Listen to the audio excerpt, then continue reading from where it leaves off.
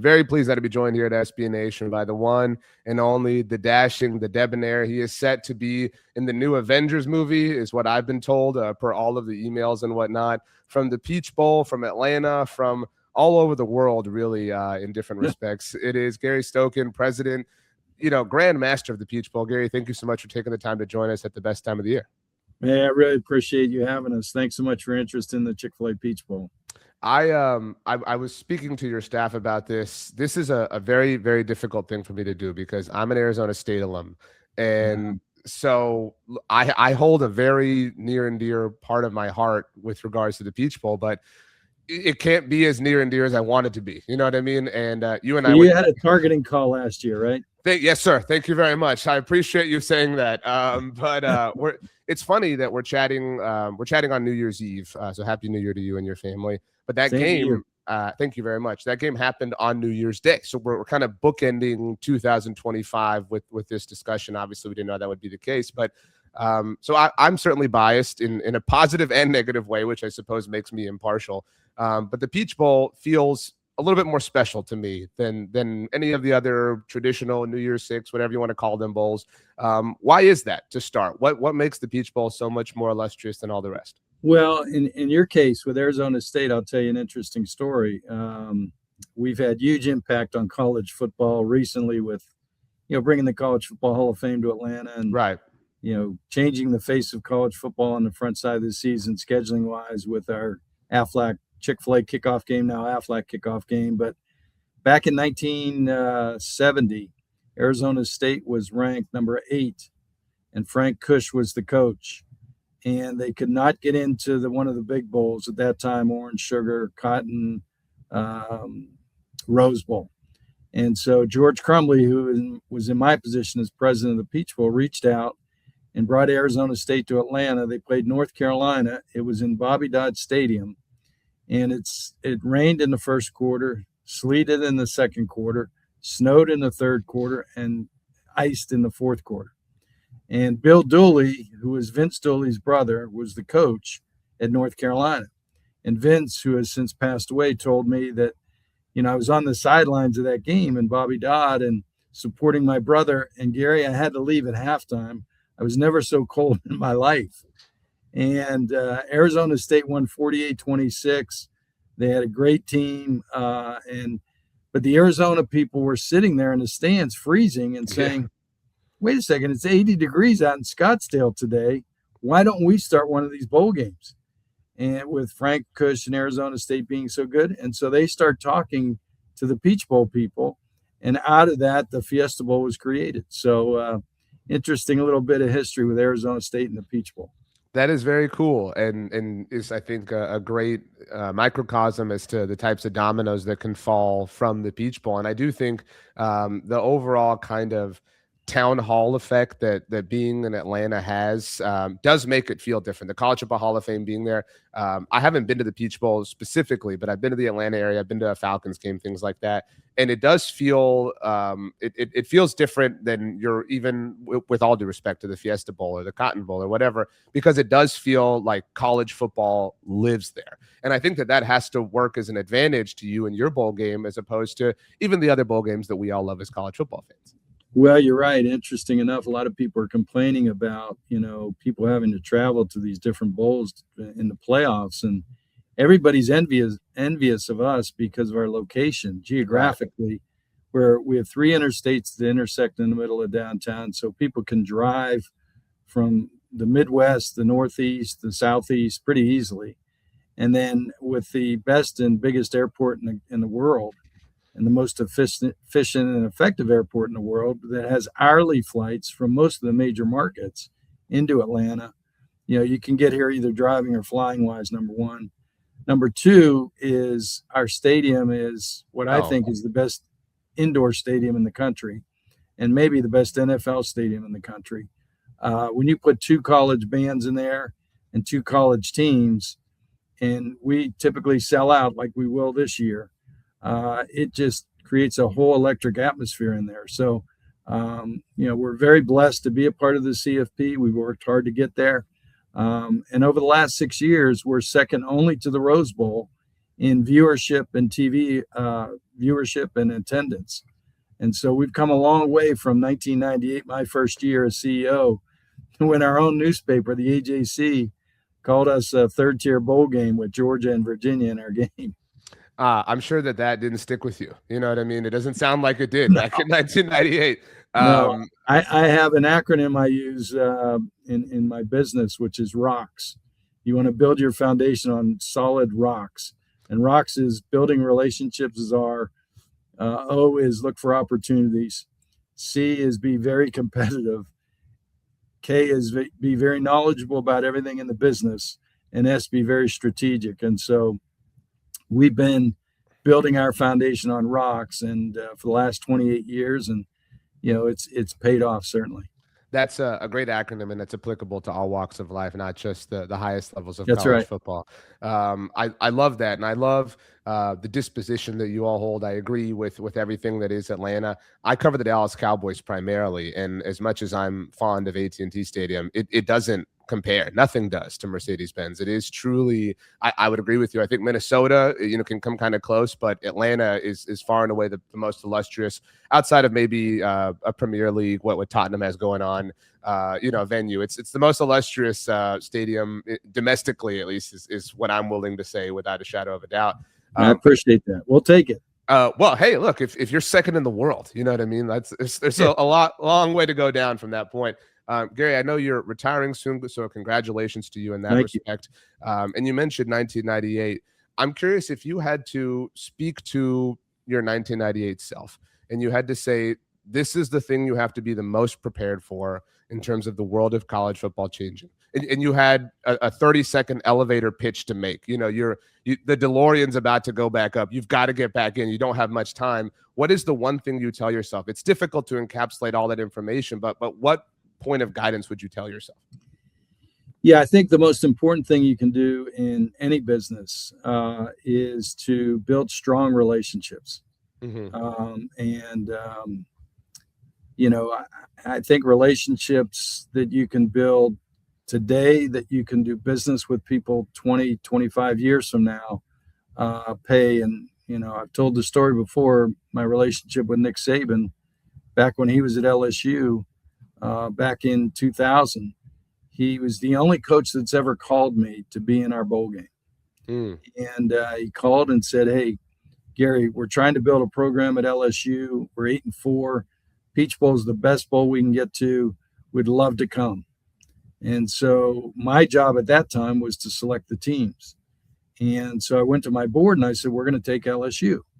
And they said, "No, we don't want LSU. We had them in 96. DiNardo didn't promote the game. They didn't sell any tickets. We don't want LSU back." And I flew down to Baton Rouge and met with Nick Saban. And I didn't know him at the time. Met with Mark Emmert, who at that time was chancellor of LSU, and Charlie Weems, who was the chairman of the board. And I said, "Guys, you got to promote the game. You got to sell tickets." They said, "We'll do whatever we need to do if you select us." I went back to my board. And I said, "We're going to take LSU." And they said, "No, we don't want them." I said, "I'll tell you what." I was in my second year, started in 1998. I said, "I'll put my job on the line. If they don't sell tickets and don't promote the game, then you can fire me."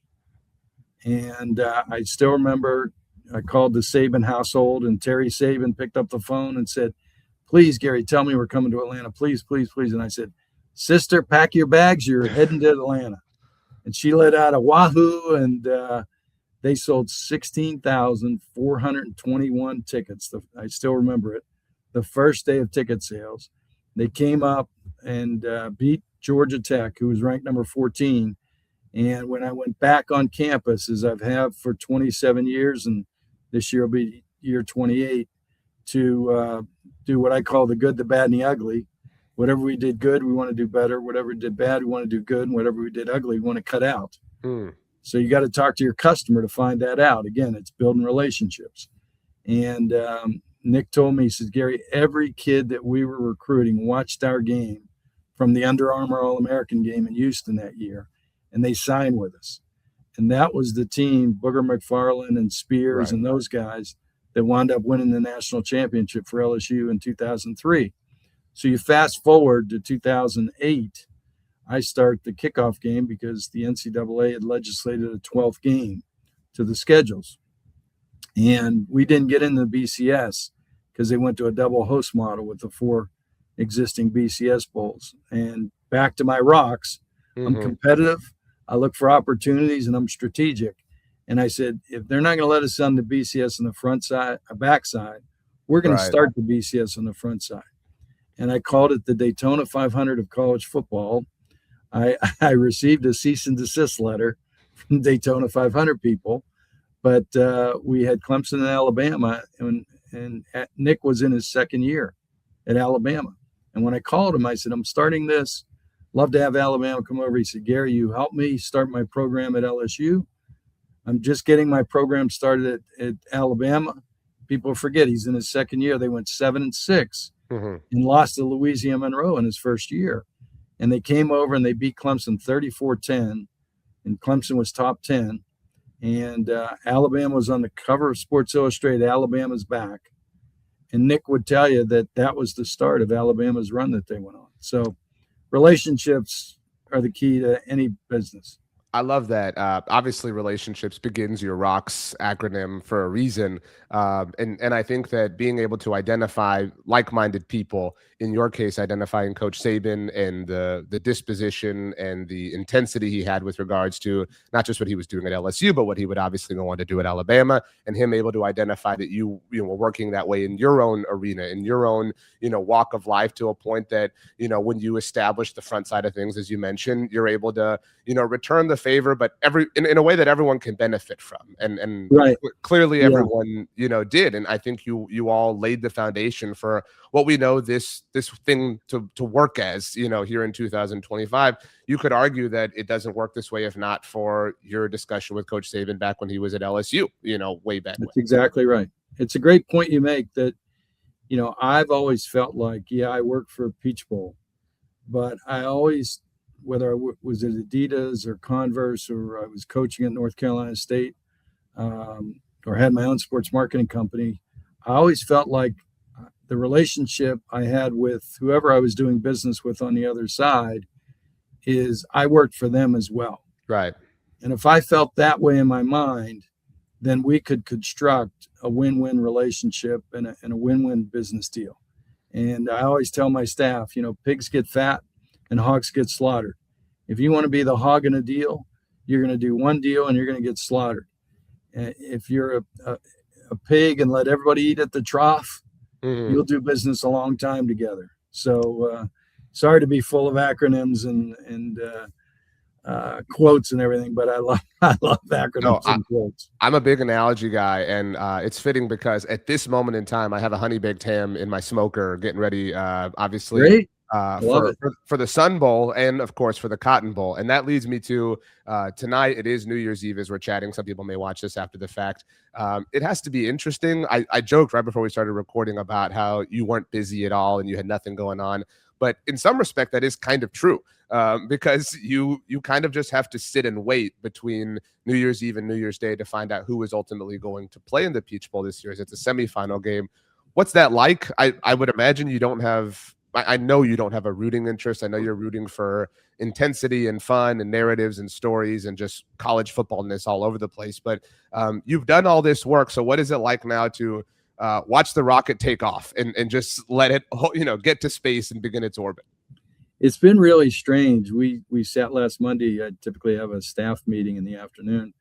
And, we were all feeling strange that, hey, teams should be in town and we should be hosting people and we should be doing events. And, we had a Christmas for the first time in 27 years. Yeah. And it's really strange. And so we're kind of feeling this out as we go along. Last year we had the quarterfinals. So, we went to Clemson, Texas, the first round game, and then, had the teams in the next week. But this one is kind of strange, but it's kind of fun to be able to host in Atlanta, the capital of college football, the quarterfinal last year, the national championship in Atlanta, and then the semifinal, all basically within a calendar year. All three major CFP events have been held here in Atlanta. So kind of cool. And we've had all the teams come in. They're planning teams come in to look at the facilities, look at the hotels, look at the stadium, look at the practice sites, go over our participant guide. So we're all locked and loaded and ready to go. It's just we need 2 teams to come play. And on January 7th, we'll have them both come in. And, it goes quick now with the playoff. We don't have the typical bowl week. We'll have a media event that night. We'll have dinner with the teams that night. And then the next day, they can have their walkthrough. And, we're off and running on Friday night at 7:30. I love that. If I may, I know you're retiring, but if you're working on a rocks sort of twist to your acronym, there's a level of adaptability that I think is required to succeed in any facet of life. And certainly you mentioned you all have had a Christmas for the first time in forever. That's a level of adaptability, right? A level of uncomfortability, doing things the way they haven't been done before. I think that speaks to the current landscape of college football in a lot of senses. I mean, we could be here for hours talking about that. Yeah. But that being said, I think about Arizona State, actually. I think about, I'm not sure how closely you followed the Kenny Dillingham news story and his return, obviously. I went to the Arizona State game because I wanted to see Kenny and Graham, who had played in our game last year, obviously. Right. Out of respect. I go back to see the teams that play in our game every year. So I saw the Arizona State game. Those relationships. That was a sore subject. So, really don't appreciate you rubbing that in, Gary, but whatever. That being said, Kenny, I think is a great example of how college football is adapting and is someone who's willing to adapt. And in his opening statement after he negotiated his new deal with Graham and with the university, this was kind of the headliner of it all. He said that someone in the Valley had to cut a $20 million check. That's what they needed. And that turned into a lot of different things. I don't want to take up your time with all this, but that is somewhat necessary in today's, to dilute it down to its bare bones point. How do you, again, if you spoke to a younger person or not younger, but a younger version of yourself, a younger version of people who were decision makers at the top of college football, how could you possibly explain that to them, to be able to adapt to that level, to be able to all of a sudden, you're no longer just a coach or an athletic director, you're a businessman, you're an entrepreneur, you're managing all these different things and wearing all these different hats all at once in the name of your university?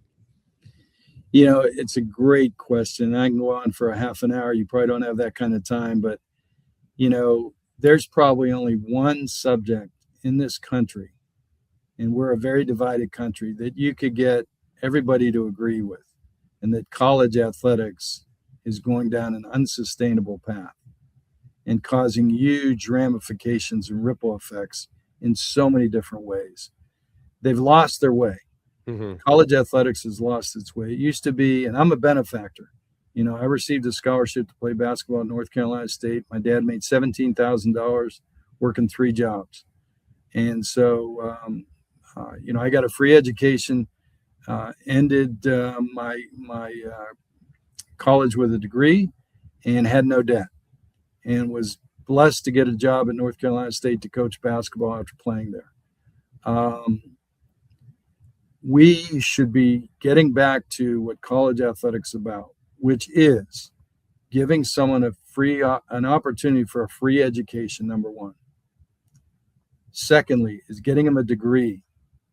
The third thing should be, instead of collectives for pay for play, it should be all these alumni, and Kenny should be saying, and I'm not denigrating Kenny here, I understand where he's at. It should be, hey, all you alumni in the Valley, give us jobs for the 98% of the kids that aren't going to play pro sports, whether it's basketball, football, swimming, baseball, whatever it is, from Arizona State, so that we can make these people productive citizens in our society and move forward. 2% of these kids are going to go play pro, and there's probably less than 1% are going to make it to their 4th year in free agency, where you make generational money. Right. So even if they play 3 years, they're 25, 26, 27, whatever years old, they have to go pick up a lunch pail. Totally. And the problem that we're creating right now is we're not teaching kids how to deal with adversity, because they just transfer. And then their hours don't transfer with them. So they're not getting degrees. There's no connectivity to the schools they're transferring to, because they're They're there for 9 months. Right. They're online classes.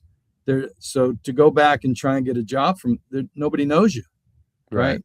And I think lastly, these kids were putting tremendous pressure.